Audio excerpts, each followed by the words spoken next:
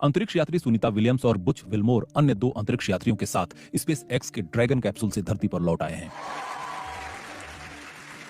बीते साल जून में महज 8 दिनों के लिए अंतर्राष्ट्रीय स्पेस स्टेशन पर गए ये दोनों एस्ट्रोनॉट 9 महीने बाद लौट पाए हैं। बोइंग का जो स्टारलाइनर यान उन्हें वापस धरती पर लाने वाला था वो खराब हो गया था, इसलिए उन्हें इतना लंबा इंतजार करना पड़ा।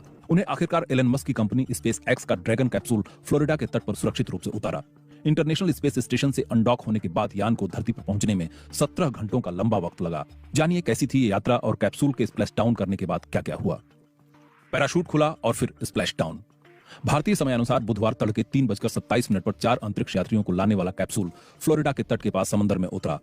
समंदर के सतह पर आने के बाद कंट्रोल सेंटर की ओर से अंतरिक्ष यात्रियों का स्वागत करते हुए कहा गया, निक, एलेक, बुच, सुनी, स्पेस एक्स की ओर से घर वापस आने का स्वागत है। कमांडर निक हेग ने खुशी जाहिर करते हुए जवाब दिया, कैप्सूल में सभी के चेहरे पर मुस्कुराहट है। स्प्लैश डाउन से ठीक पहले क्या हुआ? पृथ्वी के वायुमंडल में प्रवेश करते समय ड्रैगन कैप्सूल की रफ्तार 17,000 मील प्रति घंटा थी, जिसे कुछ मिनटों के अंतराल पर तेजी से धीमा किया गया। 2000 डिग्री का तापमान और हीट शील्ड, कितना खतरनाक था यह सफर। जब कैप्सूल धरती के वायुमंडल में प्रवेश किया तो कम्युनिकेशन ब्लैकआउट हो गया था, जो कि करीब 3:20 पर फिर से बहाल हुआ। वायुमंडल में प्रवेश के बाद अंतरिक्ष यान के प्लाज्मा शील्ड का तापमान 1927 डिग्री सेल्सियस तक पहुंच गया था, लेकिन हीट शील्ड सवार अंतरिक्ष यात्रियों को इतनी तेज गर्मी से बचाने में मददगार साबित हुई। करीब 3:21 पर अंतरिक्ष यान ऑटोनोमस यानी स्वचालित हो गया था, यानी अंतरिक्ष यात्री इसे नियंत्रित नहीं कर रहे थे। इस दौरान उनके सामने लगे टच स्क्रीन पर वे सारी गतिविधियों को देख पा रहे थे। करीब 3:24 पर पहले ड्रैगन कैप्सूल के 2 पैराशूट खुले, जिससे इसकी रफ्तार और धीमी हो गई। इस दौरान एक जोर का झटका लगा और कैप्सूल की रफ्तार और धीमी हो गई। इसके बाद 2 और पैराशूट खुले। समंदर में उतरने के बाद क्या हुआ? जिस समय कैप्सूल समंदर में उतरा उसके ठीक बाद ही पानी में कैप्सूल के चारों ओर डॉल्फिन चक्कर लगाती हुई तैरती दिखी।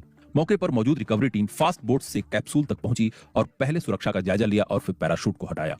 इसके बाद स्पेस एक्स का रिकवरी पोत पहुंचा, जो कि लैंडिंग साइट से 2 मील की दूरी पर रुका हुआ था। जिस समय अंतरिक्ष यान की वापसी हो रही थी, आसमान पूरी तरह साफ और नीला था।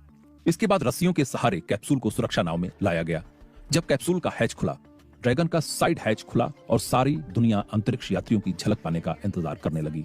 इसके बाद नासा की लाइव तस्वीरों के जरिए दुनिया भर में लोगों ने सुनीता विलियम्स और उनके साथियों को बाहर निकलते देखा।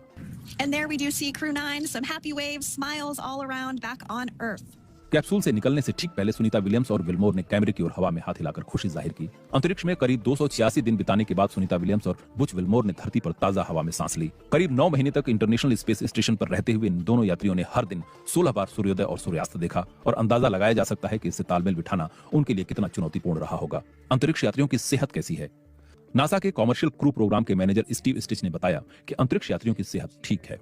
उन्होंने कहा कि अंतरिक्ष यात्री कुछ समय के लिए रिकवरी शिप पर रहेंगे और फिर उन्हें ह्यूस्टन ले जाया जाएगा। उन्होंने अपनी टीम का शुक्रिया अदा किया और